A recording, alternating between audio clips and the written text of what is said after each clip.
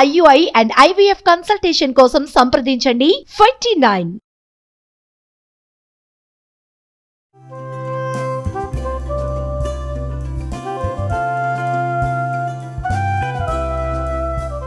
Welcome to Suman TV.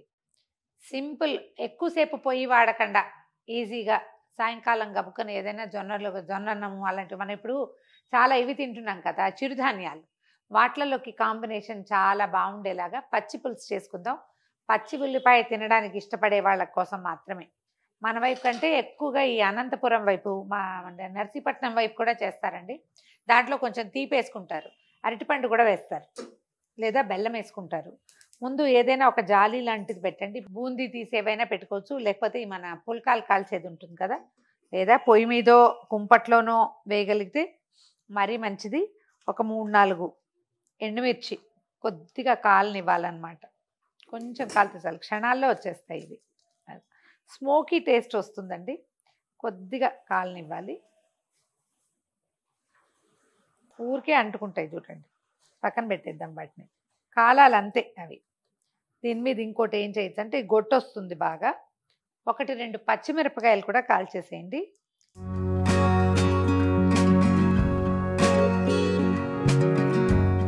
మాడద్దు, కాలాలంతే. మనకు అలవాటు ఉంటే ఈ పుల్కాలు కాల్చేటప్పుడు ఇట్లా ఇట్లా కదుపుతాం కదా, ఎగరేస్తాం ఇట్లా, అట్లా ఇక మెత్తగా అయిపోయింది. కుంపట్లు అవి వాడే అలవాటు ఉన్న వాళ్ళు చాలా హాయిగా చేసుకుంటారు ఇది. చాలు, వీటిని కూడా పక్కన పెట్టేద్దాము. ఒక టమాటా కూడా కాల్చొచ్చండి, ఇది ఆప్షనలే. మీకు ఇష్టం ఉంటే వేయండి, కొంచెం పులుసు ఎర్రగా కనపడుతుంది. నచ్చబాటుగా ఉంటే టమాటాను కూడా 1 నిమిషం పాటు కాస్త అటు ఇటు తిప్పుతూ కొంచెం కొద్దిగా ఉడికినట్టు చేస్తే సరిపోతుంది. నేను ఆల్రెడీ దీన్ని కొంచెం తొడిమ దగ్గర తీసా కాబట్టి ఇది పగిలిపోతుంది, పేలుతుంది, రసం మొహం మీద పడుతుంది, ఆ భయాలు ఏం లేవు. ఇక చర్మం పగిలిపోతుంది చూడండి. స్టవ్ ఆపేసి 1 నిమిషం దీని మీద ఉంచితే ఆ వేడికి సర్దుకుంటుంది.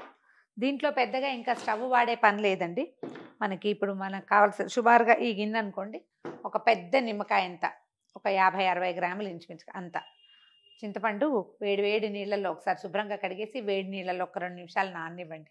మనకి ఏంటంటే ఏదైనా దాంట్లో మనకి పనికిరాని ఉంటే హాట్ వాటర్ వల్ల జర్మ్స్ ఏమైనా ఉంటే అవి పోతాయని.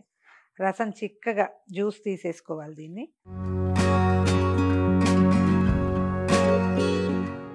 మనం కాల్చి పెట్టుకున్నాం కదా, ఈ టమాటాను కూడా చింతపండు నీళ్ళలో వేసేస్తా, చల్లారిపోతుంది. ఈ లోపల మనం ఏం చేద్దామంటే, ఇంతకుముందు కాల్చి పెట్టుకున్నాం కదా, ఆ ఎండుమిర్చి, ఆ పచ్చిమిర్చి, కొంచెం జీలకర్ర రోట్లో ఒక చిన్న దెబ్బ కొట్టి కొద్దిగా నలపండి. వీటిని రోట్లో వేస్తేనే బాగుంటాయండి. మిక్సీలో వేయాల్సినంత పెద్ద వ్యవహారం కాదు కదా, కొంచెమేగా, సరిపోతుంది. ఈ కాలిన 4 ఇందులో వేసేసి, తర్వాత ఇదిగో పచ్చిమిర్చి, దీంతో పాటు కొంచెం అంత జీలకర్ర వేసుకుంటే, కాస్త కరివేపాకు కూడా కడిగి శుభ్రంగా ఉన్నదాన్ని వేసేసేయండి. దంచేయండి దీన్ని బరగ్గా, మెత్తగా చేసేయాలని కాదు, పచ్చగా దంచాలి, కారం బయటికి రావాలన్నమాట. టమాటా చింతపండు రసాల్లో వేసాం కదా, ఇదిగోండి ఆ తొక్కు తీసేసాను. తొక్కు తీసి పక్కన పడేసి ఆ టమాటాని మెత్తగా పిసికేసేయండి. ఇది ఆప్షనల్లేనండి, కొంచెం రుచి బాగుంటుంది, కావాలంటే వేసుకోవచ్చు, టమాటా లేకపోయినా పర్వాలేదు, కానీ ఎర్రటి పళ్ళతో చేసుకుంటేనే బాగుంటుంది. ఈ రోట్లో దంచేసాము, దీన్ని తీసి వేసేసుకుందాం. చూడండి అన్నీ కచ్చాపచ్చగానే ఉన్నాయి. దీంట్లో ఒక ఉల్లిపాయ సన్నటి ముక్కలు తరిగి అది వేసేద్దాం. ఈ ఉల్లిపాయ ముక్కలు ఇందులో వేసేద్దాము. దీంట్లో ఒక చిటికెడు పసుపు, సరిపడంతగా ఉప్పు, రాళ్ళ ఉప్పు వేస్తే చాలా బాగుంటుందండి. ఏదంటే ఇది ఒక పాతకాలం పల్లెటూరు వంటకం కాబట్టి మరి ఏం చేస్తాం, మనకి ఏది అలవాటు అయితే అది వేసుకుందాం. బాగా ఉల్లిపాయల్లోంచి రసం బయటకు వచ్చేదాకా ఈ కారం అంతా ఉల్లిపాయ మొత్తం సర్దుకునేలాగా పిసికేస్తే బాగుంటుంది. అందుబాటులో ఉంటే కొంచెం కొత్తిమీర కూడా వేసేయండి.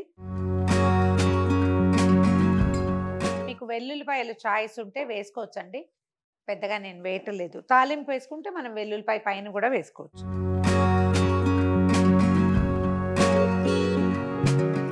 ఇప్పుడు ఇందాక చింతపండు టమాటా రసం తీసాం కదా, ఇది ఇందులో పోసేద్దాం. ఇవన్నీ కాస్త ముందు వెనకగా వేసేవేనండి, అంత పెద్ద డిఫరెన్స్ లేదు. ఏది ముందు వేయాలి ఏది వెనక వేయాలి ఏం లేదు, అన్నీ కలిపేయటమే. మనం టమాటా అందులో కాకుండా ఇందులో కూడా వేసుకోవచ్చు. చింతపండు రసం పోసాక మళ్ళీ ఒకసారి చేత్తో అన్ని బాగా కలగలిసేలాగా మెత్తగా పిసికేసేద్దాం. చిన్న బెల్లం ముక్క వేసుకోండి. ఇందులో కనుక బాగా మిగల పండిన అరటిపండు వేస్తే చాలా ఎక్సలెంట్గా ఉంటుందండి. పొంగల్లోకి చాలా మంచి కాంబినేషన్.